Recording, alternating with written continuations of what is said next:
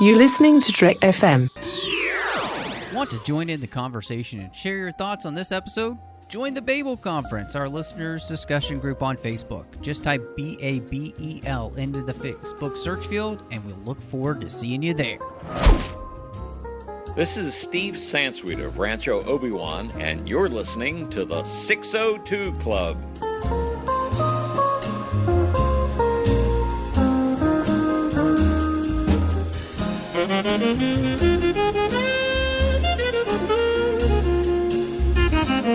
Hello and welcome to Trek FM's local watering hole, coming at you from only the finest Russian prison this evening. And we're having a jailbreak, which is fantastic and so exciting. I am just one of the hosts here, Matthew Rushing, and if you don't get that joke, how do you not get that joke? We're talking about Ghost Protocol. You should totally get that joke. So excited that as she is with me almost every single week, Christy Morris is back. How's it going, Christy? It's awesome, and we are pulling a jailbreak. We're breaking out everybody. Yeah. We're bringing Bogdan. That's right. Because we've broken out John Champion too! Oh, man, it's so good to be back. Yes. It's a pleasure to be free. All right. Fantastic, man. We've got the team back together, and we are covering the last Mission Impossible movie that we haven't covered here on the show. So I'm excited to be able to talk about Ghost Protocol.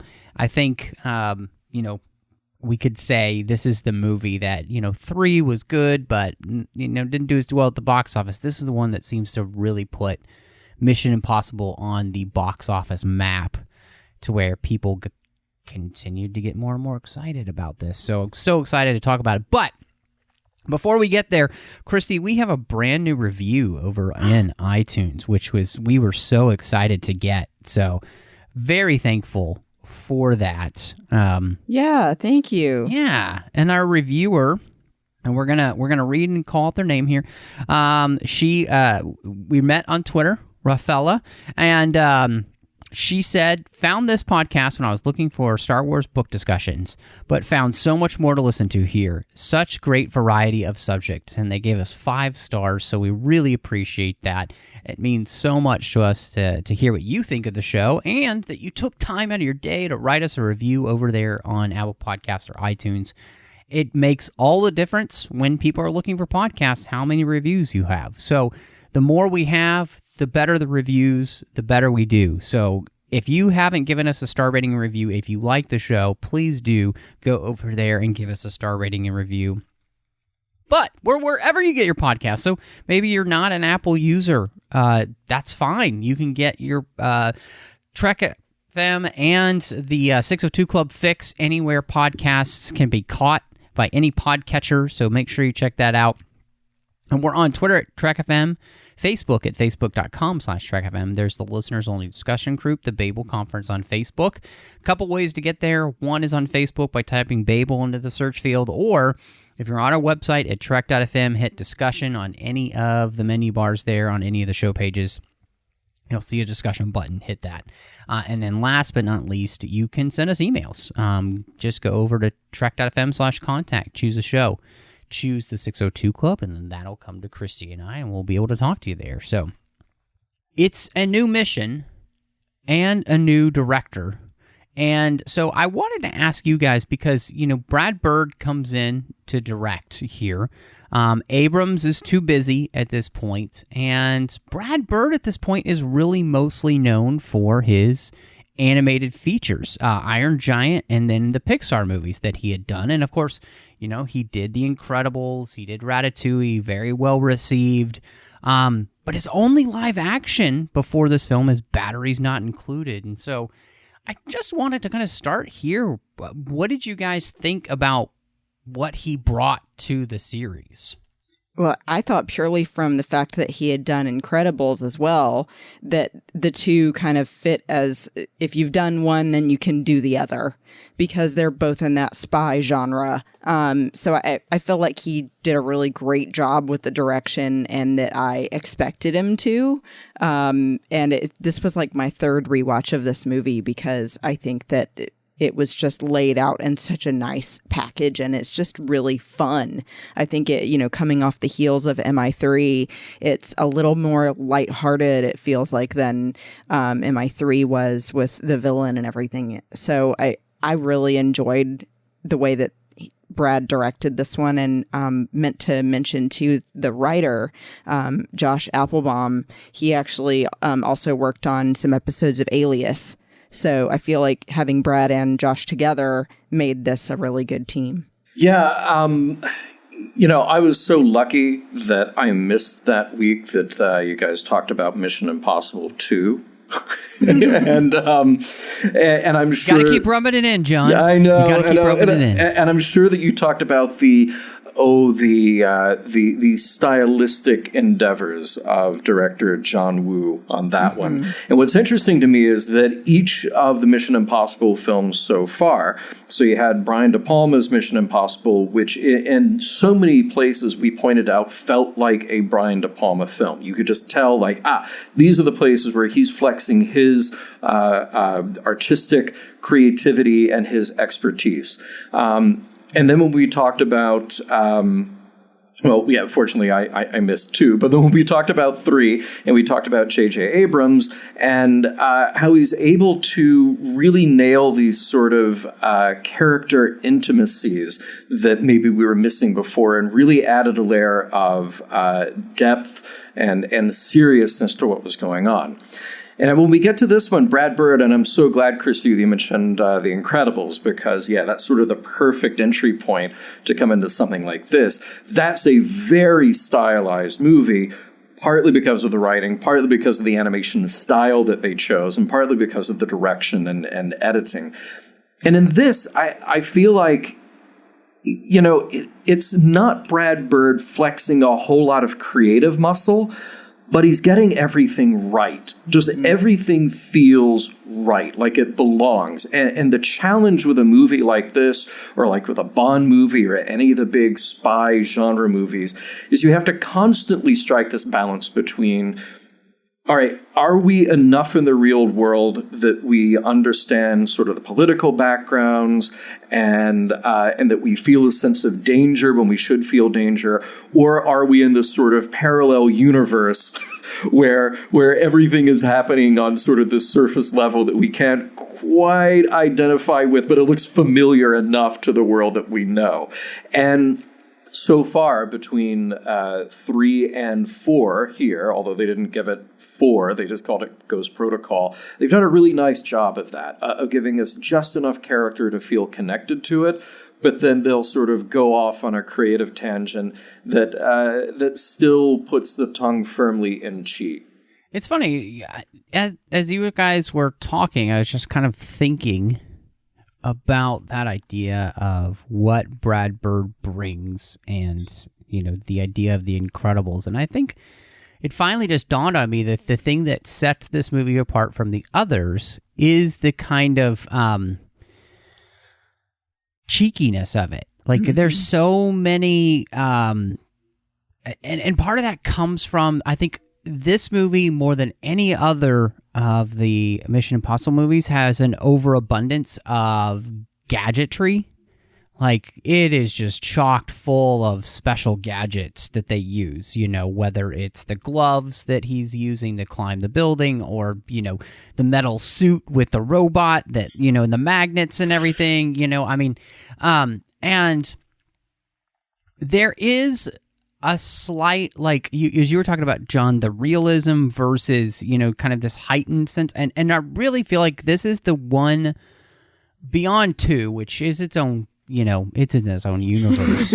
But I think really 2 is, this one here, Ghost Protocol is the one that feels the most cheeky. Like, and I don't, because I don't want to say campy, because it's not campy. No, it's not cheesy at all. But it just has a more heightened sense in some of the ways, like what you get in The Incredibles, where there is some stuff that seems just above the over-the-topness that we've gotten before, with, again, I feel like mainly in the gadgetry, which helps in a lot of the different massive set pieces that they have. So, well, yeah, I mean, they would do that. So you push it sort of beyond the boundary of believability, but then they'd reel it back in. So a perfect example, like you're pointing out, the gloves. Okay, so here's a gadgety thing, and you have to contrive a reason that Tom Cruise has to go outside the building and climb up X number of floors to get it. So you have to contrive all of that anyway. Then you have to contrive the way he's going to do it. Can't be a complicated system of harnesses and trusses and things. No, it's just got to be the gloves, and that's it. So you take the gadgetry that far, but then you actually sell it because he's there.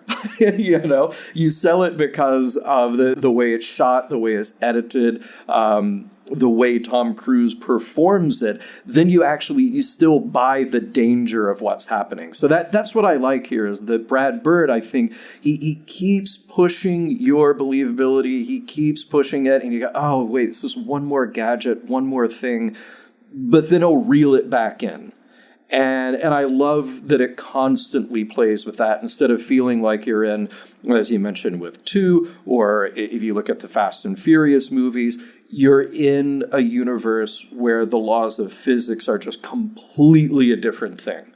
You're just in cartoon world at that point. Right. So I think this does a good job, and sure, they could have reeled it back a little bit more in some places. I'll admit that right at the beginning, I was glad to see Simon Pegg back because I've not seen these movies yet, so I didn't know that he would be a recurring character. I was glad to see him back, but I was almost immediately turned off with the level of humor that they were giving him. But then at a certain point, I was just like, oh, okay, well, now that I've gotten past that initial kind of discomfort with that, I really liked him. And I think that was maybe either the writing or the directing, again, reeling it back just a little bit after you show me maybe a little too much. Then I was okay. Then I was along for the ride. Yeah, I agree with that. It does feel sometimes that in the beginning, like you're saying, John, Simon Pegg's character gets a little too silly. But I do think that they pull it together. And I like that, Matt, you mentioned the... Pull it together, man! Right? I like that you mentioned that it's just cheeky enough, though, because there are times when, like with the gloves again, where one of them stops working and he throws it in the wind and then suddenly it reappears because it's magnetic and it's suddenly working for a minute. It's just a little bit tongue-in-cheek, but it's not too far. And, then the mask machine breaks. And it's just a little bit here and there that altogether done that way, it's not bad. And you end up enjoying it. But if it had been pushed past that point, then you would have gone, this is just ridiculous. And, it's just done for humor value and not focusing on the seriousness of the plot at hand. So I do think that they handled the humor versus the seriousness really well. Well, and that's what's cool. You mentioned breaking the machine that creates their fabulous masks. Mm-hmm. So then by doing that, you really raise the stakes of those two simultaneous scenes. And I love the way they did that. So you have these two meetings happening in two different rooms, but the agents aren't undercover. They're just hoping that their contacts haven't seen the real person. So you absolutely built the tension in those quite a bit. And I'm just waiting through the end of those scenes. All right, who's going to get found out first? How is this going to go wrong? Because it's coming. Right. And without those masks there to fall back on, it drove home the reality of that situation. I really like the way you guys are talking about the humor thing, because I think in many respects, The Incredibles sets up what kind of humor we're going to get in this movie. And that I do feel like this is probably the funniest Mission Impossible in the sense that they are going for the most humor in it.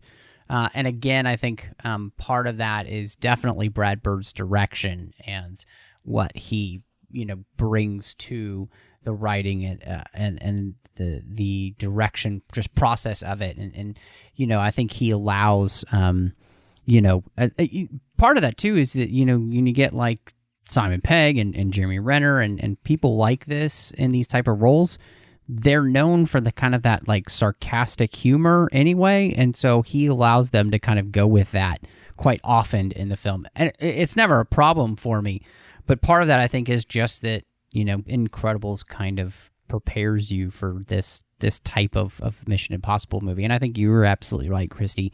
It's strange that the movie about nuclear possible holocaust on the planet is the funniest Mission Impossible movie. But yeah, they never... That's one of the things that I think this movie does really well is that, I don't know if this is going to sound weird, but it never takes itself too seriously. Yeah. But it's never a detriment to the film, which is usually a huge detriment to the film. Everybody is taking... The characters are all taking it seriously, but the film itself just seems to be like, let's just have a really fun time throughout this whole thing. And I think, you know, there's something to be said for that. And I think part of that comes down to the fact that Chris McQuarrie, who would direct the next 2 Mission Impossible movies and is directing the next 2 in Mission Impossible movies after that, he actually came in and did a rewrite of the screenplay uncredited, but he took the mystery section and really helped them simplify that. And I think there are places in this movie where I feel like you could see where they could totally go off the rails with the mystery and make it overly complicated.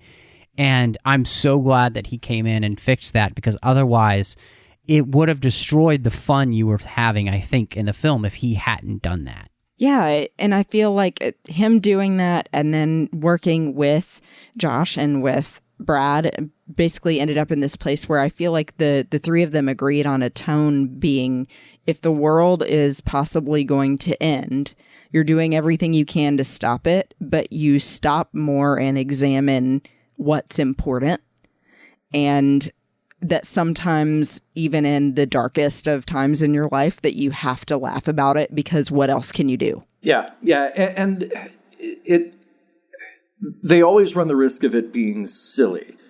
And when you do that, you take away any tension that the audience might have about, okay, will these characters survive? Or you know, how will they be changed by the end of this? But there was still just enough. You know, we talked about this with the Bond films. You can have humor. What you can't do is stop and make jokes.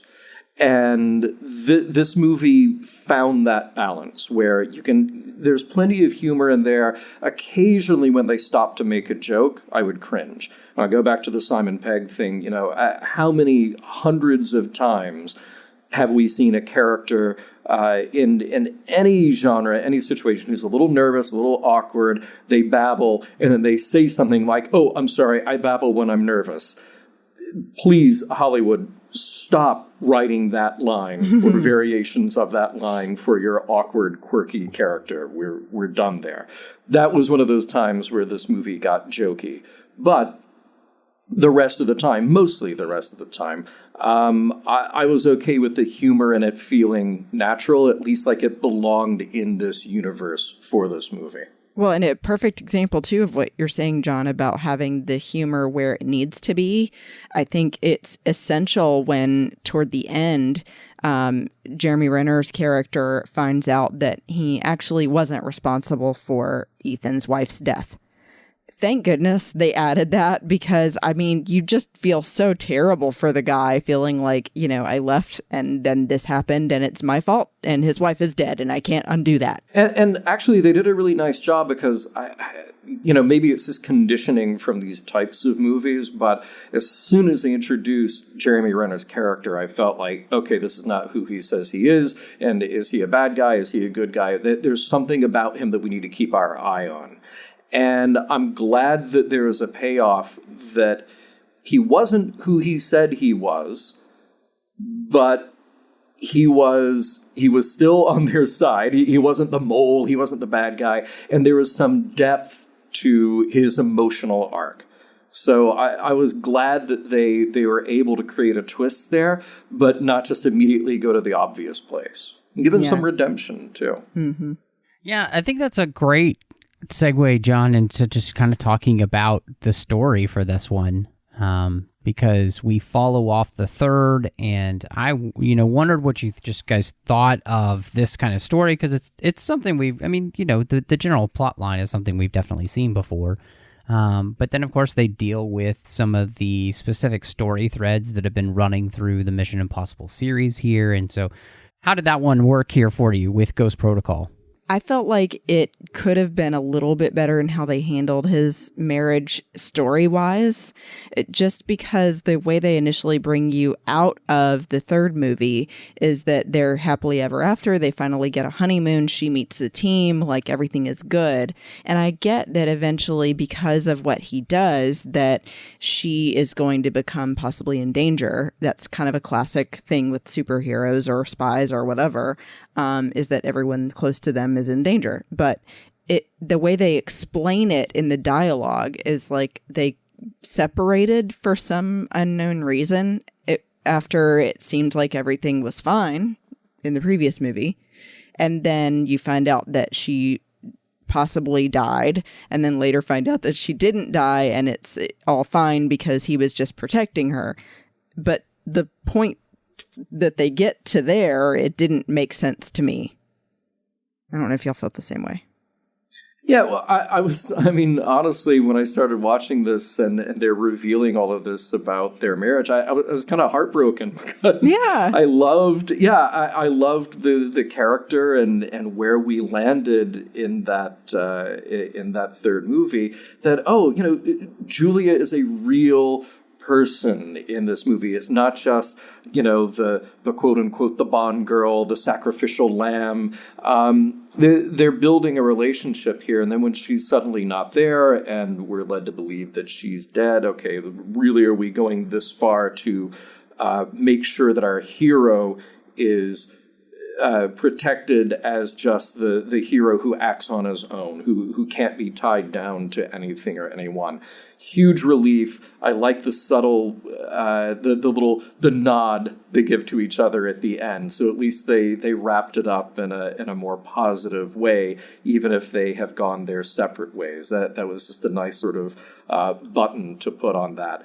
I think what's cool about these movies, and I didn't dig too deeply into the trivia on this. Matt, you've probably got some nuggets here. But one of the things that I read that I liked was that, they're trying to approach these movies where they don't all feel like it's one big arc or one complete series. They can treat these on their own. And if I had only come into Ghost Protocol and hadn't seen the other movies, it would actually be okay. Because enough information is fed to you about who the characters are and what's important to them, what the relationships are, that you can kind of take this on its own. But like the Bond movies, where, again, you're not building a strict continuity, there are these pieces that are left in there for you. So if I had just seen Mission Impossible 3, which I did, and I got that backstory about Julia, great. That makes what happens here a little more fulfilling, and that's fine. But I kind of had in my head, going from On Her Majesty's Secret Service to then just a couple of more references to Bond's wife later, one in For Your Eyes Only, and then again in The Living Daylights, License to Kill. So you have just a few little nuggets to say, okay, these are thematically connected. These are character elements that inform who these characters are. But this is not a soap opera. We were not forcing you to say, well, you have to watch every single one in order or else you're going to be completely lost and none of this will make sense. We're going to build enough threads in there that there's a payoff, but we're not going to punish you for having not seen the others too.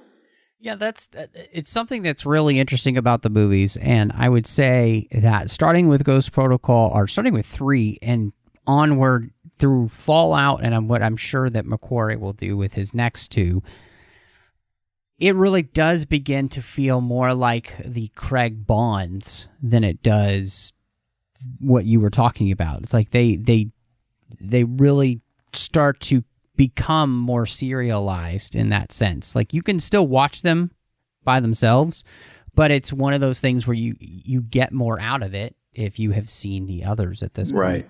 point. But they also can still stand on their own completely, and I do think that what got us on that subject of Christy, you talking about their marriage and the way that's handled. Honestly, I don't feel like what they do there truly ever gets answered well enough until we get to the end of Fallout, where they truly give us the answer of what happened, like why they did what they did. Mm-hmm. And it's a much more satisfactory answer, and so, because, like you said, John, one of the things that you come out of 3 with, which is she's a part of the group now. You get the feeling like she's going to be part of things more than she will not be part of things, and so then you come into this, and it does almost feel as though they don't want to have him have that baggage. So they concoct a way for him to not have that baggage. Yeah. And luckily, I think they do a better job of it here than some other films have done with previous films like Last Jedi, Force Awakens, dealing with those, like what you're going to deal with, what you're not going to deal with. But I'm kind of with you, Christy. Like, I remember seeing this for the first time and thinking at the end, it's like, that's okay. That makes me feel a little bit better, but it doesn't make me feel a lot better. Right. You're still kind of confused. Yeah. Because they never truly answer. I mean, you come down to this. You get the feeling like that they have basically faked their own deaths, and her death specifically, so that she can then be ghosted, basically, and go live a life free from all of this because of his job.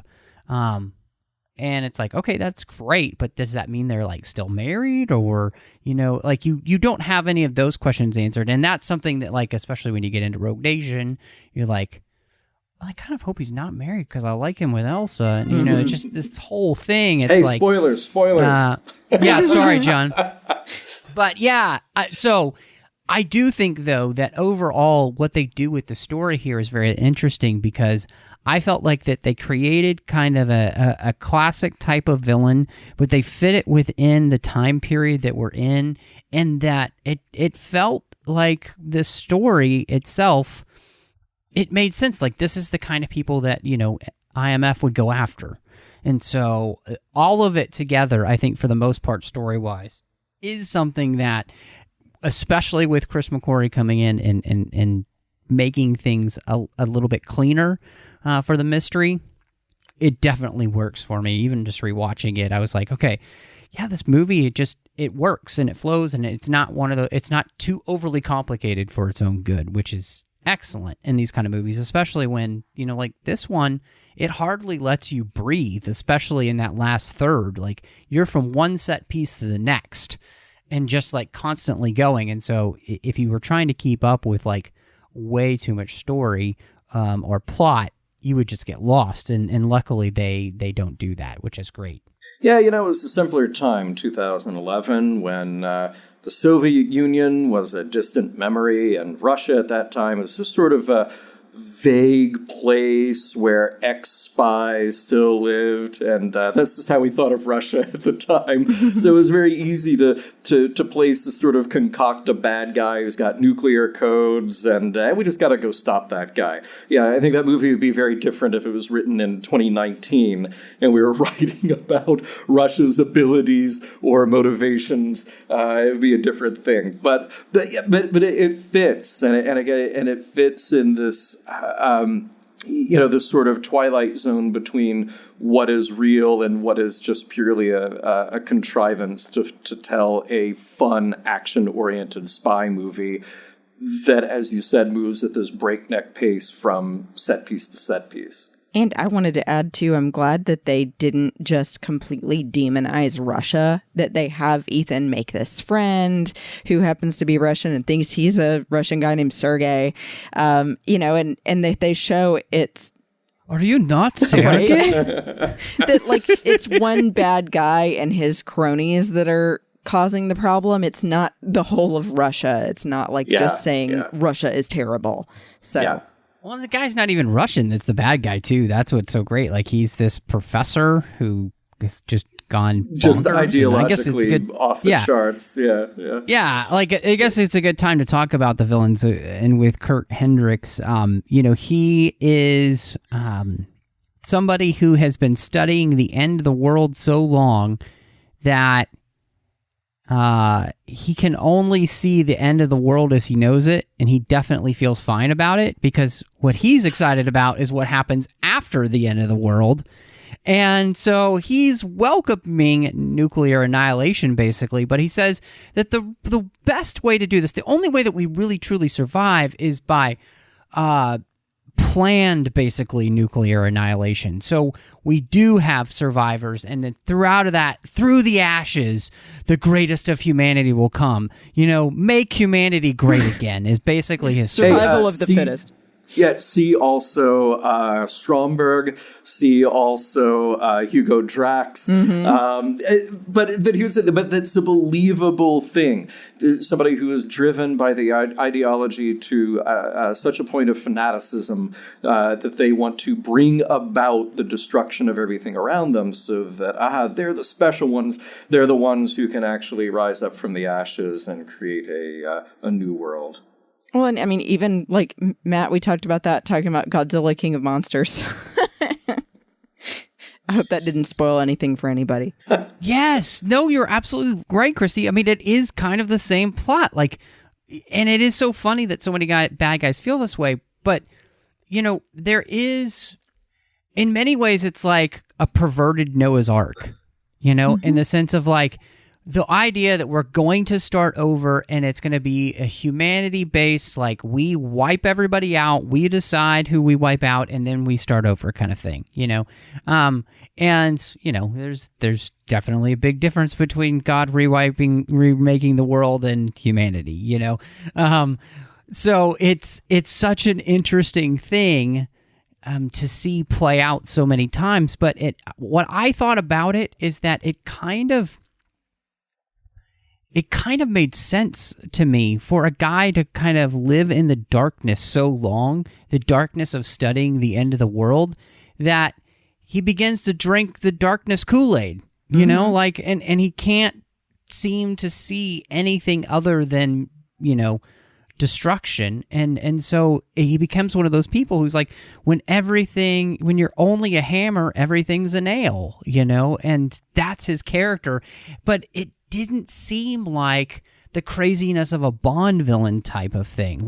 Those guys always just seem like they are definitely on the deep end, but this guy just seems like, he's just been in the darkness too long and forgotten what the light looks like and forgotten about any kind of hope, which actually seemed much more realistic to me. Yeah, you could see how he gets there, that it's plausible and it's not just preposterous like Moonraker. That he, like you said, Matt, is just obsessing about this for so long that he loses touch with reality. But I think that even though we've seen that kind of character before, that the way this is handled, both in his performance of it and how it was written, is still really good, because he seems so relatable in the sense of like I said, you see how he gets there. Look, my only comment on that, Christy, how dare you call Moonraker preposterous? Hidden space station, laser beams on space shuttles, and an epic laser space battle over the Earth that's going to be depopulated by a virus. Please, leave that opinion about preposterous at home. Yeah. We're going to have to find a new co-host after that. Hey, now. Can't believe. No, just I'm totally kidding, because, of course. Sidetrack here. I think when I first moved to LA, there was some bar that had a Bond night, and they had a Moonraker cocktail. And I think I asked the bartender, so this cocktail is great for the first 3 sips, and it just makes me regret all my decisions as I finish it off. That must be how this cocktail goes. And it had gold leaf on the rim? Yeah, it should, yes. Well, what did you guys think of, Léa Seydoux playing our hit person, Sabine? I'll just say it right up front. I love her. and I think she's great here as kind of the ice queen of icing people. But I just she's very good in the role, and I'm so glad that she became a Bond girl too, because I think she's fantastic. I agree. She's got this coldness that she brings to playing this character that you feel it. I mean, in your gut. When she first walks up to the agent, she assassinates and not only shoots him 3 times from a distance, then as she's taking the bag, shoots him a couple more times from close range. That's just terrible. in the best way for a villain. And I love that she works for diamonds because, I mean, hey, that's smart. They are forever. And a girl's best friend. So true. But yeah, I loved her as well. Yeah, no argument for me. I think she's so awesome. And just as an actress, she has gone from doing like edgy, arty films to then these big blockbusters like Mission Impossible and the Bond films. And I think she's just so cool. She's the right combination of, I mean, not only, look, the Bond films, Mission Impossible films, they always have strikingly beautiful women in them. But there's something about her that you can believe her in that world. You can believe either whether it's the danger that she is in, or in this case, the danger that she is bringing. She just fits, and she's great, and I'm glad we're going to be able to see more of her. Not in the Mission Impossible movies, but in the Bond movies at least one more time. I mean, yeah, for her, watch that first step. It's a doozy. I was shocked at that. This is one of those things where you have the open window and you have this fight and you're like, oh, they're going to fight, but don't get too close to the window. Oh, somebody's going to hang over the edge for a minute. It'll feel really close. Mm-hmm. And then, no, they're letting her actually fall out. Yeah, she's dead. No one's catching her. She just kicks her butt out the window. Yeah. And I mean, which I have to say, I think, the thing that was so great is that Léa Seydoux and Paula Patton, they were really inspired by Tom Cruise doing all of his own stunts, that they did all of their own stunts for the fight. So that's them. And, I mean, that is like the knockdown, most dragged out, nasty girl fight I've ever seen. Like, it really does look like they are both trying to kill each other. So many times in fights like that, it doesn't look dirty and nasty, but this just looks like two women who want to murder each other, and they don't care how they have to do it. And I thought it's just, with all of the spectacle that's happening in this movie, I felt like that was one of the best fights in the movie, just because it felt so real. It's such close quartered, and you really sense the ferocity because it's both of the actresses literally doing their own stunts. And so it worked perfectly for me, and both of them need to be praised for the work there. Yeah, I mean, for sure, making it look real, it absolutely felt like a real, like, dirty cat fight. Like, one of us is going down, and clearly one of them did. But all the way down, yeah. You know what I'm saying? But you feel the motivation as well for the characters of why they get to that point as well. Like, with Jane, her friend was killed. And you sense maybe even that they possibly were in like a romantic relationship, her and the agent that was killed. So that kind of motivation, of course, she already wants to kill this girl. And then, the other girl being an assassin already, she just wants to kill everyone. So it comes down to the death. And I loved it. Yeah, it was the perfect way to raise those stakes, and that they didn't already have the moment with her lover being killed early in the movie. I would have insisted on a rewrite and say, yeah, you got to go back and put in this scene to give her all the motivation in the world to absolutely be invested in this fight.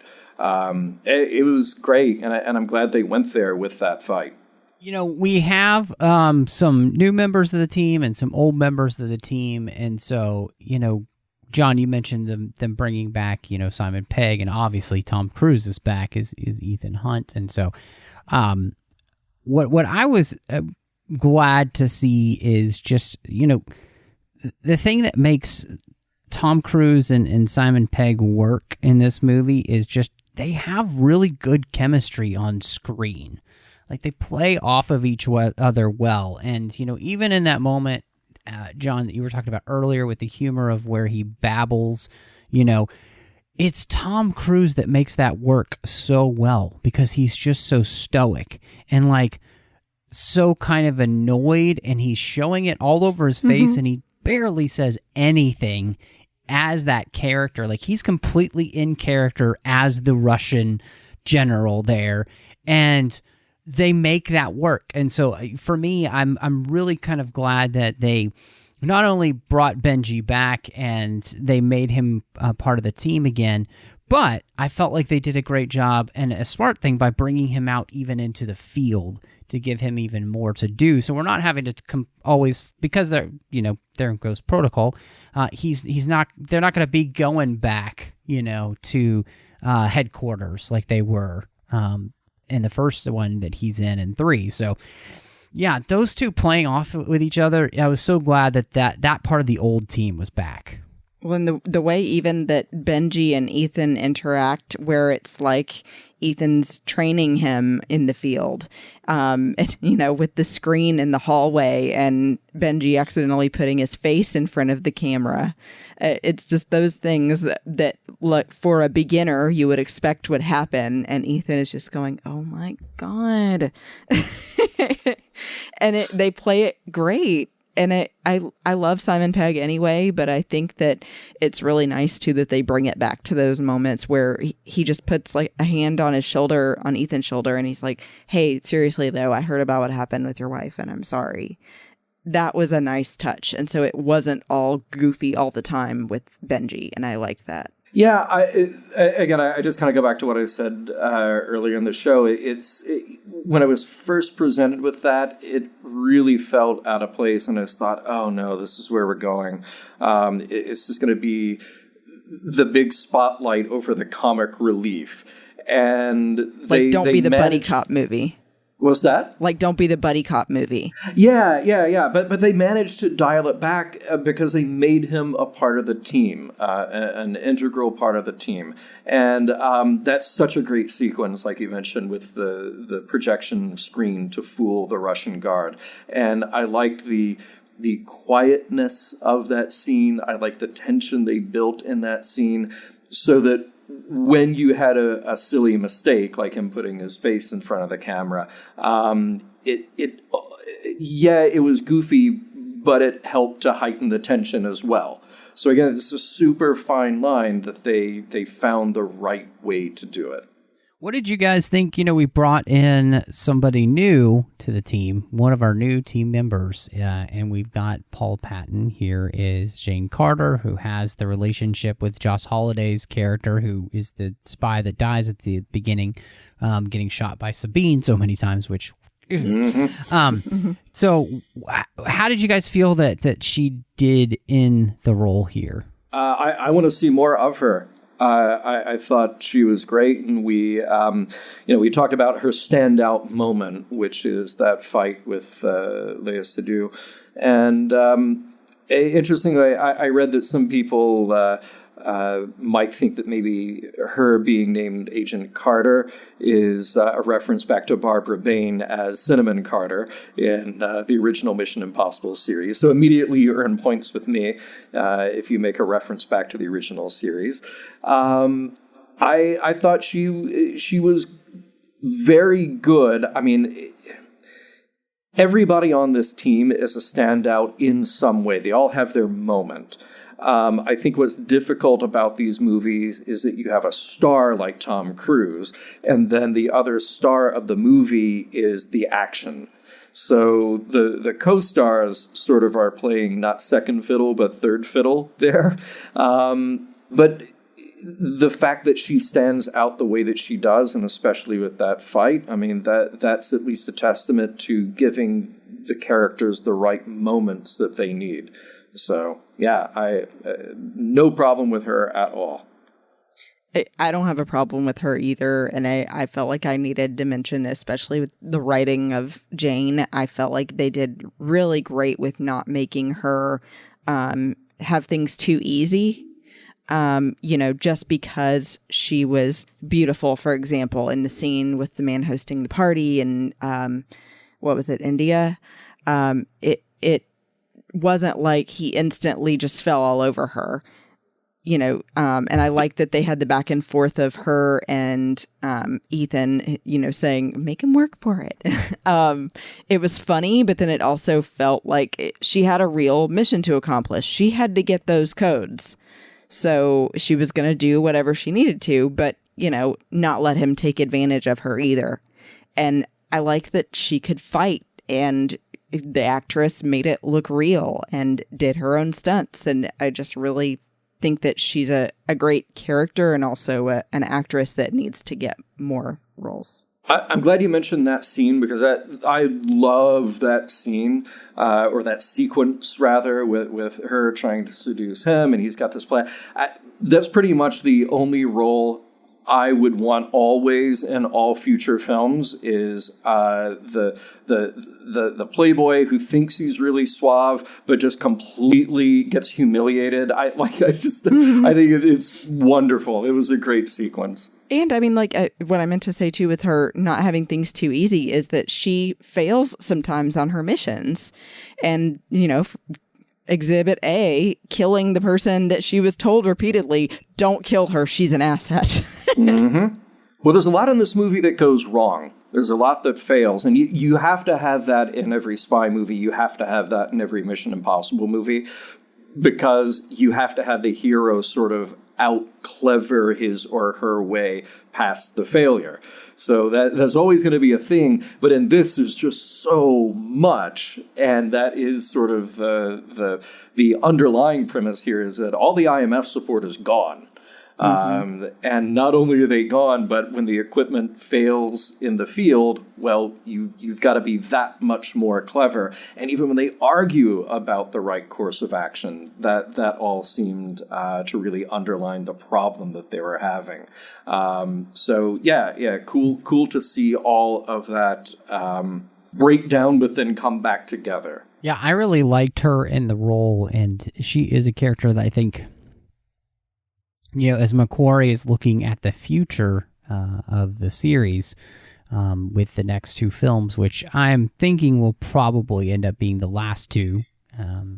So I would like to see her come back. This film does set up the fact that she picks up the phone, and spoiler alert, John, we will not see her again, at least in the next two. So, yeah.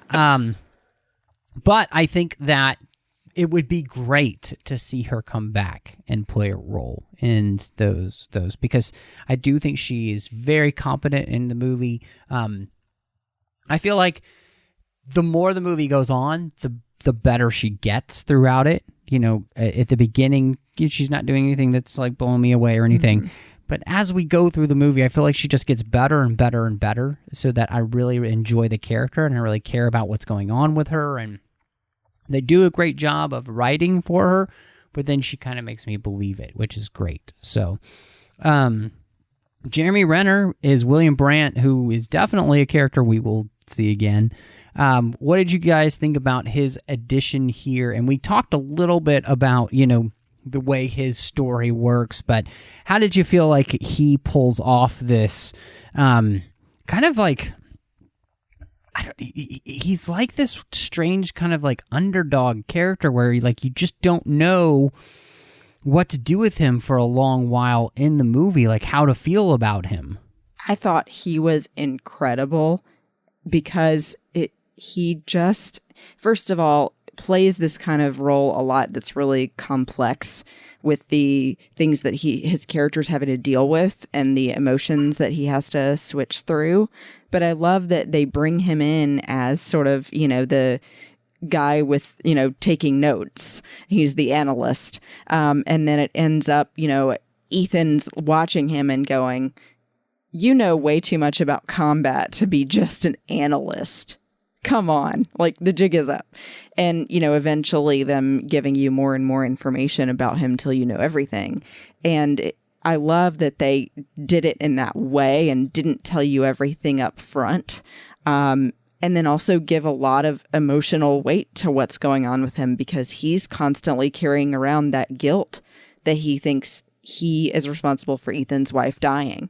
So I think that both Jeremy brings a lot to the character, and then also you care about him because of the writing that they did in those specific moments. I could not have said it better myself. Yeah, he's eminently watchable because there's so much going on. And even when they let him break out of sort of the mold that they've cast for him, like it's a very funny scene when he's getting ready to jump into the ventilation shaft for the computer, and he's stretching and he's hesitating and all. Like, it's a funny scene, but they needed to lighten him up a little bit because you just feel like he's carrying around all this stuff all the time. There is so much complexity to him, and he's not cast in the same sort of hero mold that an Ethan Hunt is. Although they do give Ethan Hunt a lot of complexity, particularly over the course of the series of these movies.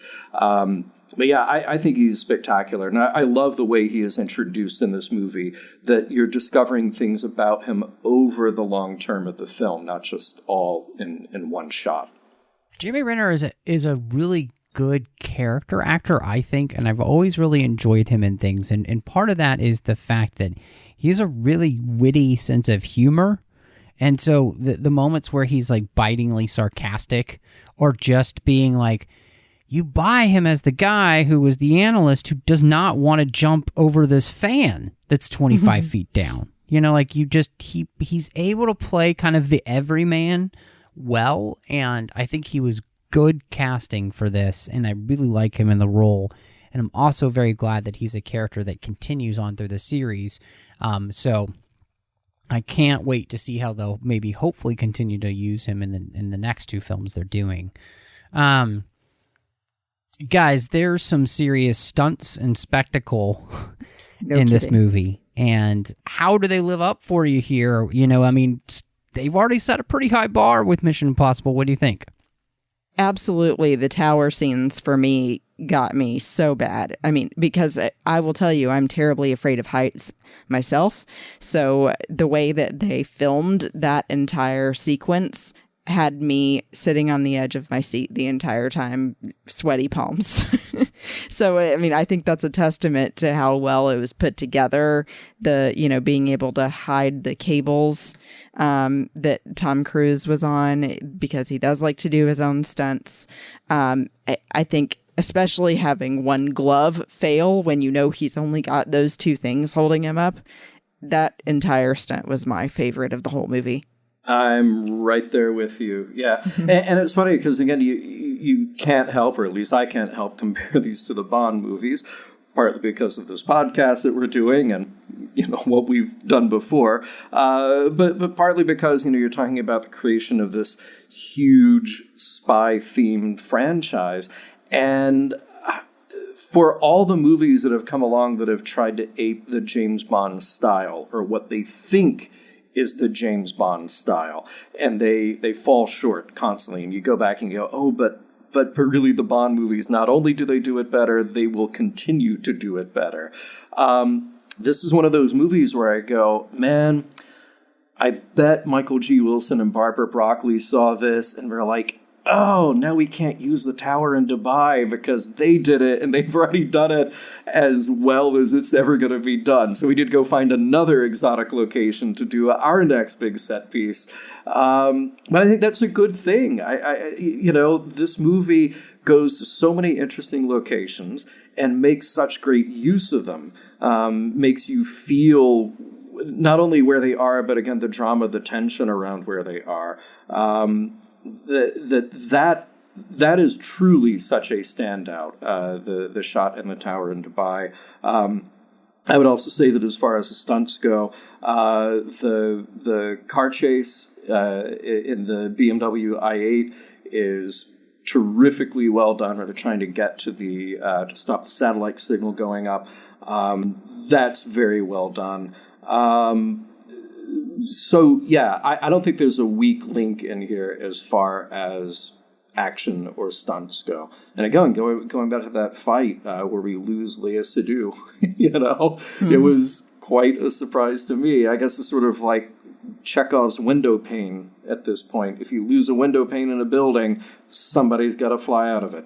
Well, and like the explosions at the Kremlin, I honestly was a little bit surprised at how many they did and how close they were to Ethan, who, ultimately gets hit by one. Yeah. Yeah, well, and same. I was surprised. I was not surprised to see the initial blast, and you have the, mostly pretty well done CG of walls and towers falling.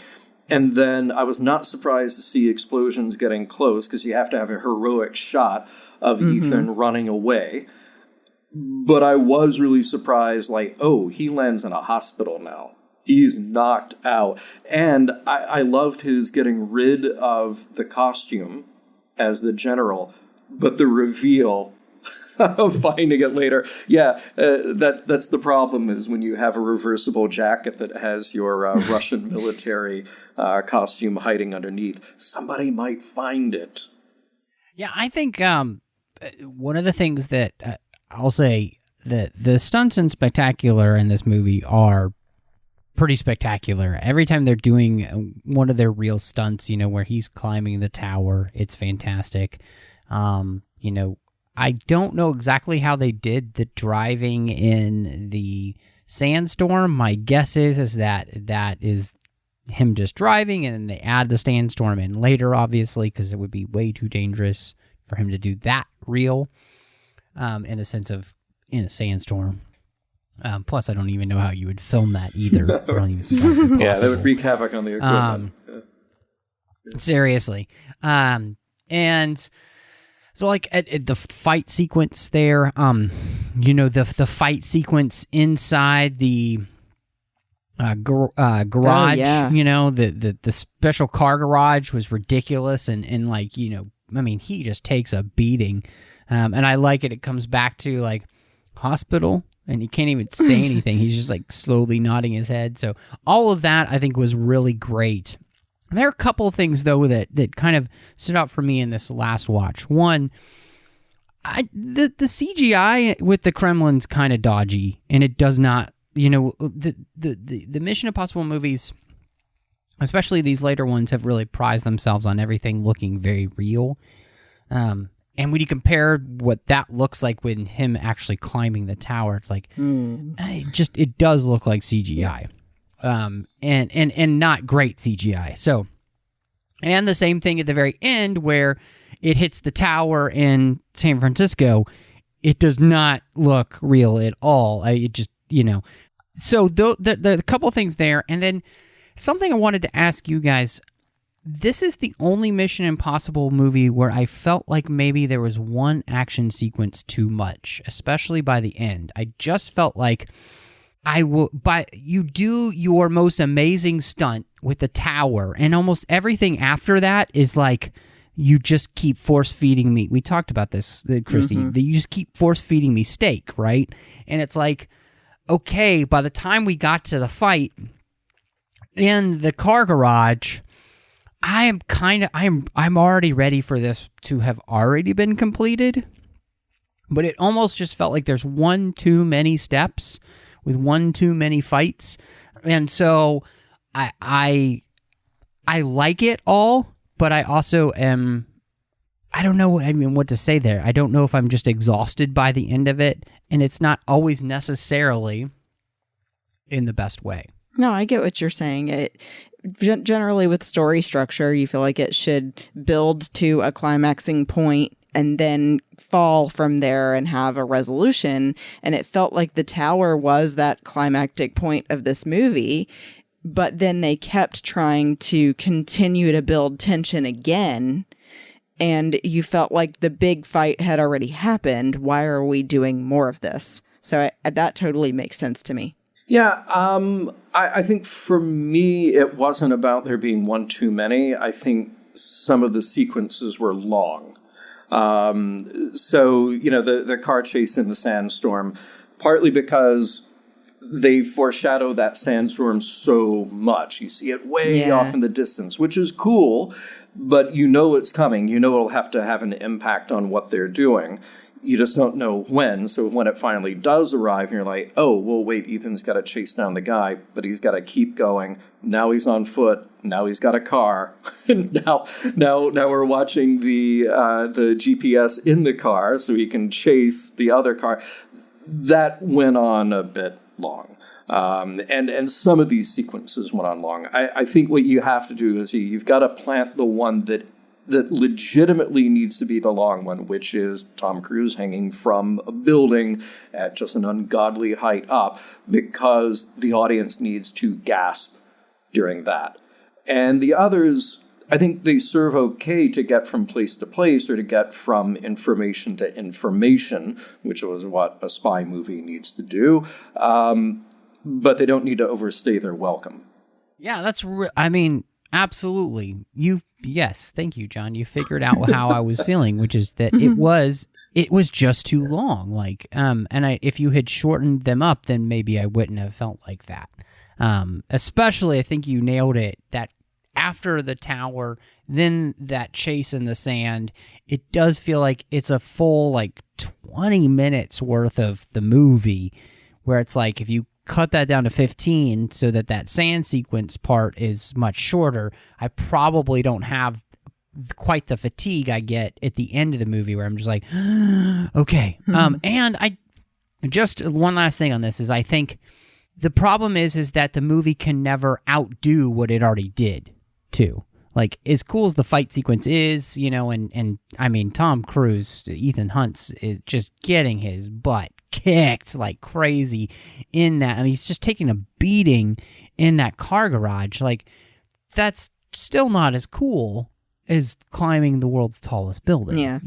So, although driving the car head first down the bottom of it terrified me. Not covered by insurance.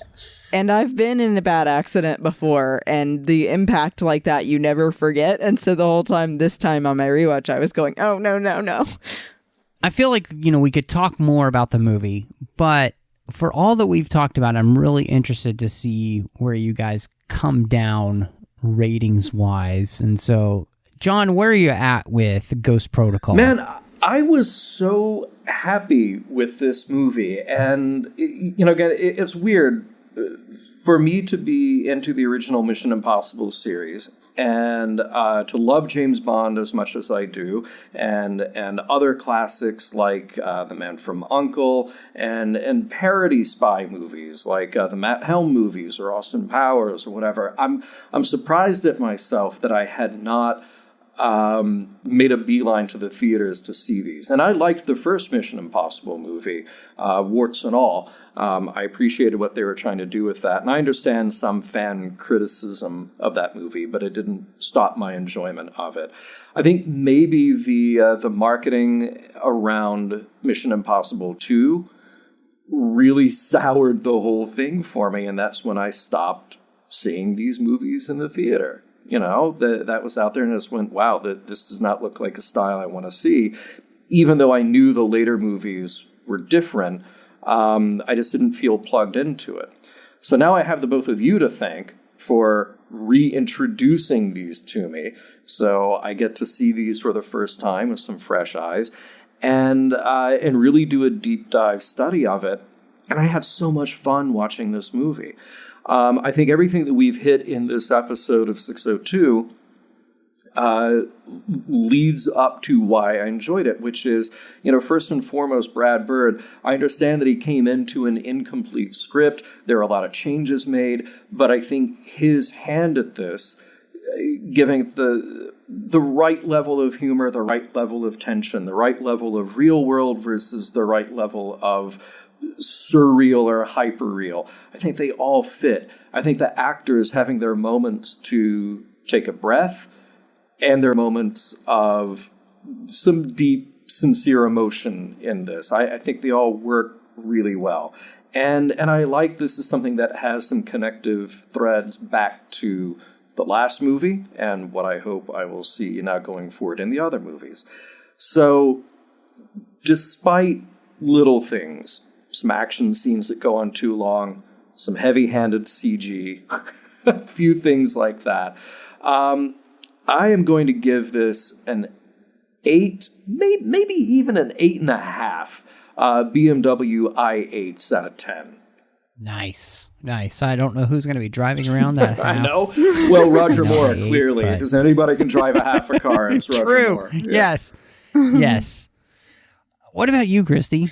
I was really looking forward to hearing what you thought of it, John, coming in on it the way that you did, and I was the same as well up until Matt and I talked about Fallout. I had not seen 2 through 5.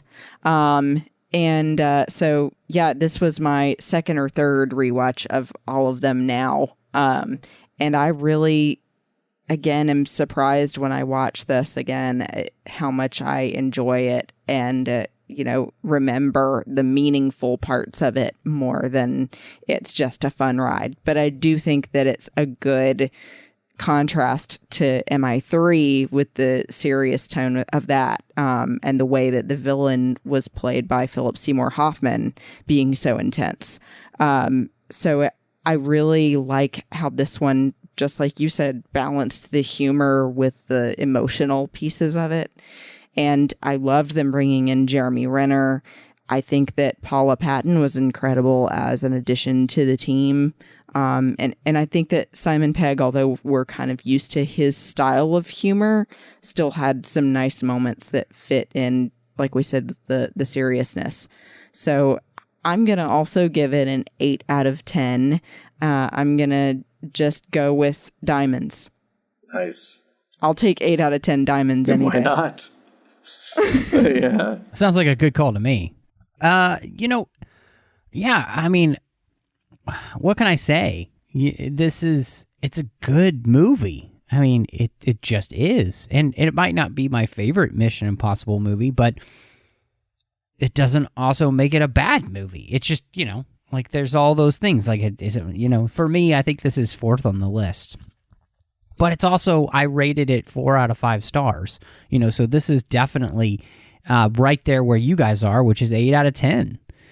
So this is a phenomenal film. I think it's a lot of fun. Like you said, Christy, I think it does do a great job of kind of differentiating itself from the third one. And it feels different then from what comes after this as well. So it does its own thing and it does it well. And I enjoy watching it every time, And so, yeah, this is a fantastic addition to the Mission Impossible franchise. And I honestly can't wait to hear now what John will think when he watches Rogue Nation and Fallout, because, John, you can please do post your thoughts in the Babel conference on those threads, because of those that we've already covered, because I really do want to hear what you think, because I personally think from 3, the Mission Impossible movies only get better. Like, they just continue to find a way to be better. So it's an incredible thing that they're able to do, and I love it. So glad, we got a chance to talk about this. I really appreciate our associate producers, Ken Tripp, Davis Grayson, Wyatt Millett, and Daniel Noah, for supporting the show through Patreon. They are our associate producers through Patreon. And now, this is a really big network. We have a lot of shows coming out each week. And honestly, folks, we need your help to make sure that this keeps coming to each and every week. There's no way that the hosts of the network can do this on our own. So the way that you can help the network is to go to patreon.com/TrekFM, see how you can be a part of the team.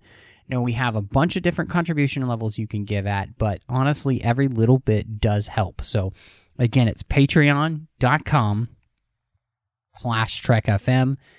John, so glad you're back. We're talking about what I think we're going to probably do, Never Say Never Again, you, me, and Christy, as we wait for Bond 25. Yes.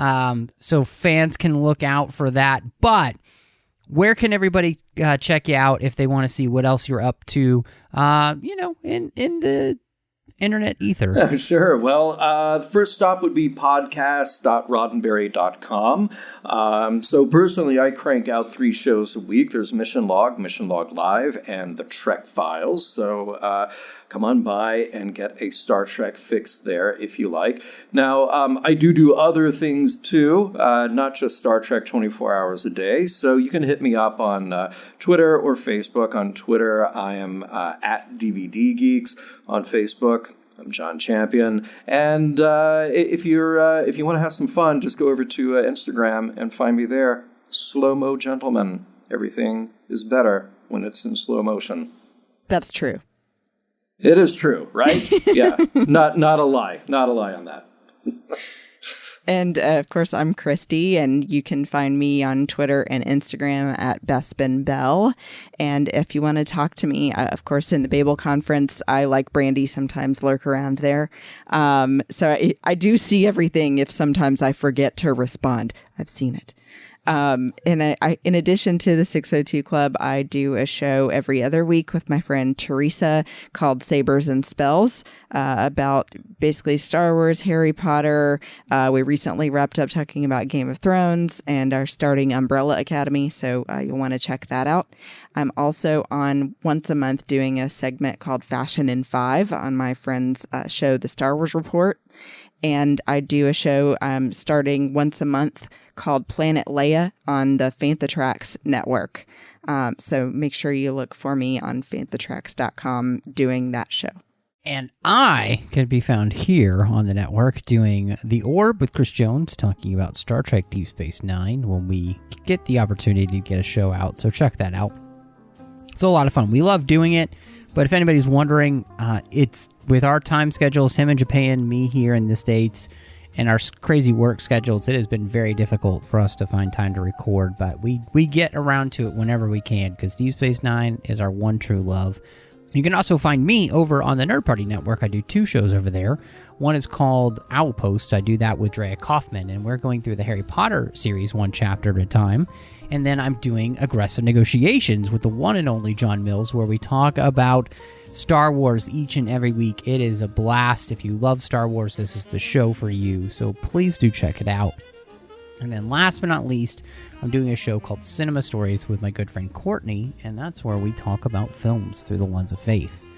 But thank you so much for listening. And y'all come back now, you hear?